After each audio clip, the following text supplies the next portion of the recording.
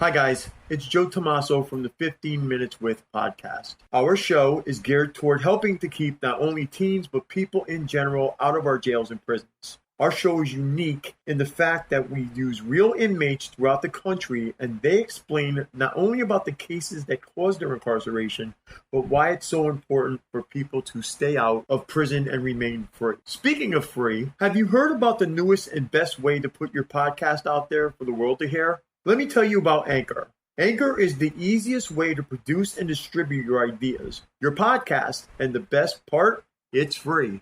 There's even a creation tool that allows you to record and edit your podcast right from your phone or your computer. Anchor will even distribute your podcast for you so people can hear it on Spotify, Apple Podcasts, and many other listening platforms. You can even make money from your podcast, and there are no minimal amount of listeners required. Anchor is everything you need to make a podcast in one place. So what are you waiting for? Download the free Anchor app or go to anchor.fm and get started. Hey everybody, and thanks for listening to this edition of 15 Minutes With. My name is Joe Tommaso. 15 Minutes With is not like some of the prison channels out there on YouTube. Lockdown 23-1, Just Kent, and Bounce Back, as well as Fresh Out of the Penitentiary, are awesome channels and they do great things. One of the differences is that a lot of the people we interview are high-profile inmates, and more importantly, they're still on the inside. Speaking of those prison channels, I'm asking my listenership to please check out both Ro Clausen and Strong Prison Wives and Just Kent on YouTube. Unlike most of the platforms you guys listen to us on, YouTube channels are in constant jeopardy of being shut down for one reason or another, and both of these ladies help a lot of people, so please go check out their channels and subscribe. I also want to bring up the fact that 15 Minutes With is not a corporate channel like Lockdown or the shows you see on TV. Our show is 100% unscripted, 100% real inmates, and definitely the real deal. Trust me, it's the real deal. If you like the show, please click the like and subscribe buttons. If you want to get notified when we drop new content, hit the notification button as well. If you'd like to help me keep this show going and would like to see it get better, in fact, I just purchased video cameras so that this way I can actually do video visiting and record it with these guys. Please donate to paypal.me/Joe Tommaso, and that is paypal.me/JoeTomaso. If you have any comments or suggestions or would like us to interview someone in particular, you can email us at insidetherazorwire@gmail.com. Again, that email is insidetherazorwire@gmail.com, or you can snail mail me at P.O. Box 162, West Haven, Connecticut, 06516. Again, that P.O. Box is P.O. Box 162, West Haven, Connecticut, 06516. This is my second on-air interview with Roderick Lee. Roderick Lee is an inmate currently housed at SCI Greene, or State Correctional Institution Greene, in Waynesburg, Pennsylvania. SCI Greene is a maximum security facility with 11 housing units and is home to 1,725 offenders. Roderick Lee entered the Pennsylvania Corrections Department in 1985 at age 25 and is currently 59 years old, serving a 50-year sentence, and will be out the door at age 75. Tonight we talked about prison violence, and if you are heading to prison, Roderick Lee leaves us with a message for you. So without further ado, here is this edition of 15 Minutes With. With is in mental health crisis or suicidal. Please call the State Correctional Institution immediately. Thank you for using Securus. You may start the conversation now. Hey, good evening. How you doing, Joe? Hey, how's it going, Roderick? All right. So, first off, I wanted to say that I want to let the listeners know that Roderick sent me a lot, and I mean a lot, of paperwork on his case, and there's a second set of charges that we're going to get into at a later interview with Roderick. We're going to get into the other charges at that point that Roderick was hit with while he was in prison. It increased his prison stay from, your original stay was 5 to 10, correct? Yeah. Okay, so it increased his prison stay from 5 to 10 all the way to 50 years. Roderick, one of the things that was odd about Roderick's case is that the jury was an all-white jury, but the judge, more importantly, there was no evidence in this case. The judge in his instructions actually told the jury, in his instructions to the jury, I don't care if there's evidence in this case or not. Pretty much find him guilty. Roderick, you can tell the listeners that if I'm correct or not. At the same time, I know what I read in the documentation as well. Yes. So that is what the judge said, basically. Yeah, the judge told the jury, even though there's no physical evidence, if you want to find this man guilty, you can find him guilty. So that we're going to get into those charges at a later date. But Roderick, right now, I just wanted to get into a couple of little things with you. So right now, you're at SCI Greene in, is it Waynesburg? Yeah.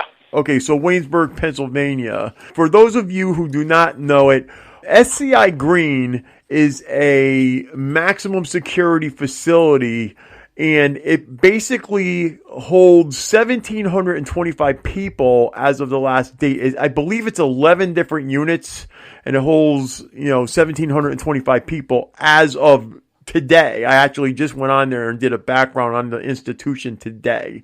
So, Roderick, tell people a little bit about the institution. Let them know about the dangers. Let them know, how you're restricted, things like that. Okay. All right. The institution at Greene is really supposed to be a mental institution because they got a lot of D codes here. So that means that people that have mental problems. And the way the guards treat the inmates up here it's like real bad. Like I was talking to the psych today, and I was telling the psych that I hadn't had a write-up in 7 years, but I'm still a level 4 inmate. And he was telling me, This is a call from Pennsylvania State Correctional Institution, Greene. This call is subject to recording and monitoring. But he was telling me that, there's nothing he can do about that. And I'm telling him that, for one thing, I should be a level 2, but I'm still a level 4. That means that I can't get a job. Roderick, I hate to interrupt you, but can you explain to them the difference? I know the differences, but can you explain the differences to them, or do you want me to? All right, you can go ahead and explain it to them, Okay, so a level 4 in a facility is basically you're at the highest, one of the highest levels of security.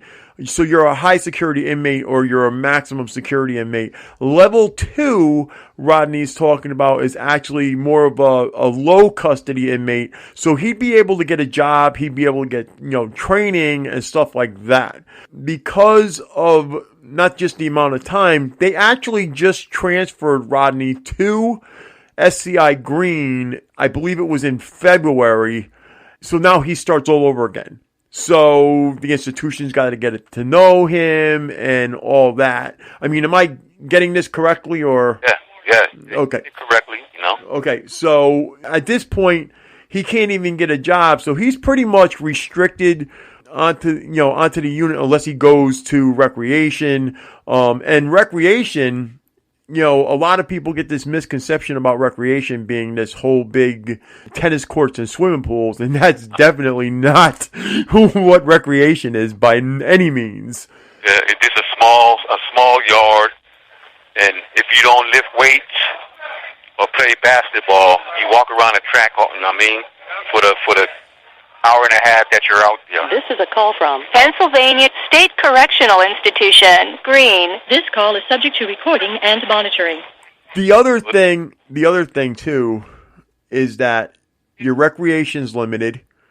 Your telephones are not only limited to 15 minutes per call, but Rodney had to basically sign up for this call. These inmates at these facilities have got to sign up for their phone calls and say, hey, look, I'm going to be on the phone from 6:45, which is when we're making this call, from 6:45 to 7 o'clock. At 7 o'clock, you guys are going to hear this phone say, beep, beep, 60 seconds left, ta-ta. So, and then he can't call me back. So, go ahead, Rodney. I didn't want to cut you off. Yeah, 9 out of 10, you almost got to fight to get on the phone because anytime, like right now, we got blockout. Mm-hmm. Everybody's trying to get on the phone, so it don't matter if you sign up or not. You know what I mean? If at 6:30, they start the phone calls, and you literally got to know somebody that got a little pull in the jail to get on the phone. Speaking of which, you want to explain to them as well. You're saying, block out and stuff like that, so they're not familiar. I want to have you explain to them that you guys are not out of your cell all day long. Explain to them, some of the terms because they're really not familiar with them. Okay, we come out ourselves for yard. That's like from 8:30 in the morning to 10 o'clock, right? That's in the morning time. Mm-hmm. In the afternoon, we come out of our cells from 1:30 to 3 o'clock. Then at night, since it's winter time, we don't have no yard at night. We just come out of our cells at 6:30 to 8:45 at night. But a lot of times, they take that from us because they be having late count. And, it's just messed up. Then if the guards don't like you, he won't open your door up. And, it's really messed up, you know what I mean? So what the people don't realize is that you guys are actually, everybody knows that in a maximum or a supermax facility, because of all the attention it gets, you guys are locked down 23-1. 23 hours locked down, 1 hour rec. They're not familiar with, even at the other level facilities like you're in, you may not be locked down 23-1, but you're pretty close to it. Yeah, when I say lockdown, I mean that, like, they might lock us down for like 2-3 days at a time. They having like somebody getting a fight, they punish the whole block. If this ain't on that person, some two persons that got in a fight, they punish everybody.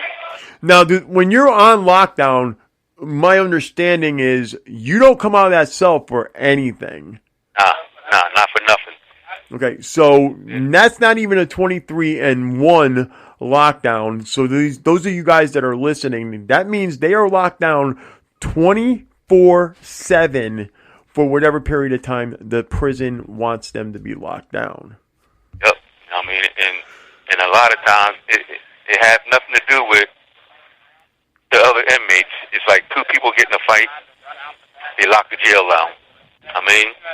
They might leave them locked down. All depends how bad it is. If it's a weapon involved, at least 3 days.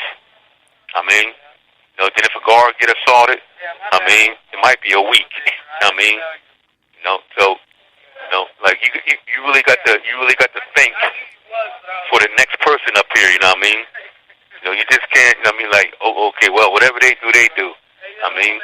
But it ain't like that because the jail's liable to get locked down at any time. And speaking of which, in our previous interview, you explained people, guys getting whacked upside the head with, batteries and soap and all that jazz. There's people in there with, you guys call them shanks. They're basically homemade knives. So there's a lot of violence. It may not be an everyday occurrence. Well, the batteries seems to be an everyday occurrence, but they sit there and they don't realize that there's a lot of violence in prison. Every day. See, and some people will watch, shows like Lockup and stuff like that. This is the difference between those shows and even some of the prison channels and what we're doing right here. This show right now with me and Rodney and you guys are listening to is totally unscripted. Rodney's an inmate. I'm on the outside. He's telling you guys like it is in there. Yeah, it's a madhouse. I wouldn't wish this on my worst enemy. You hear me? Because there's no telling. I saw people get stabbed up over the phone because dude wanted to get on the phone and call 8 people, and the dude was on the phone talking to his people. And after he hung up the phone, he got stabbed up. You got people taking people's commissary.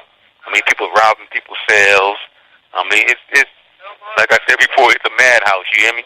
Yeah, see, now here's the other thing too. Today, I'm actually doing this interview with Rodney. Today's December 3rd. So this is in between Thanksgiving and Christmas. These guys want to get on the phone to get a hold of their people because of the holidays as well. This isn't just your regular, week and stuff. So, and because there's so many people, Rodney, how many phones do you have on that unit right there? We got 6 phones. And about how many guys do you guys have? I say it's like 100, 120, 130 people on the block. Okay, so you got 6 phones between 130 people. Or say, even if you say 100 people, 6 phones, 100 people, and that small amount of time to get on the phone. So there's a recipe for disaster right there. Yeah. No, all day. That's how it is all day, though. I mean, from the morning time, from till we lock up at night. You always got a long line, people trying to get on the phone. This is the worst time, for me to get on the phone, right? Because when they have blackout, and you try to get on the phone, it's damn near impossible. Well, that's the other thing, too. Rodney, I really appreciate you calling me and talking to me during this time because I know exactly how hard it is for you to get on the phone. And I think the listeners should take this into account as well because it's hard. It's extremely hard. Yes, it is. And for an inmate, like you got some inmates that stay on the phone all day. Because they got other people's PIN numbers and, it's like that, right? But for me, I don't want to put myself in no danger or, have somebody come to me and say, oh, you on my phone time or blah, blah, blah. So I don't even try to get on the phone at night, you know what I mean? Well, it's not even just that. You're, you're on the phone with us right now, but you got guys that they want to get on the phone to get a hold of their to get a hold of their people. Yeah. Believe it or not, we've been talking now for about 14 minutes, so we got 2 minutes left. I don't want us to get cut off. I want to tell you before we get cut off that I need you to give me a call on Friday so we can go back into it, and we're going to touch into your other stuff at that point as well. Okay. What would you tell anybody who... You have 1 minute left. We got 1 minute left. What would you tell anybody who stands a chance on going to prison about going to prison? I would tell them to really sit down and think about the crime that you get ready to commit. And prison is not worth it. They say prison is for dummies nowadays. A smart man, he ain't trying to come to jail. So please stop what you're doing and really try to reach out and talk to somebody about your situation. If it's finance or whatever, try to talk to somebody about it before you come here because here, a lot of guys get used and abused in jail. And on top of that, you're probably going to tell them as well that anything could happen at any time. Yeah, anytime. Anytime, you know what I mean? Okay, Rodney, we're going to get cut off. Thank you very much for calling, and I'll talk to you again on Friday. All right. Thank you, bud. Bye-bye. Yeah, bye-bye. All right. Thank you for using... Thank you for listening to 15 Minutes With. I hope you've enjoyed this edition. If you have enjoyed this edition of 15 Minutes With, please hit the like and the subscribe button. You can also help me keep this show going and watch it get better by donating to paypal.me/Joe Tomaso. That address again is paypal.me/JoeTomaso. 15 Minutes With is constantly looking for new content to upload and new people to interview. If you would like to share your story or if there's someone you would like to see us interview, please email us at insidetherazorwire@gmail.com. That email address again is insidetherazorwire@gmail.com. Last but not least, again, if you like to support this channel, please subscribe and hit the like button. Until next time, we'll be seeing you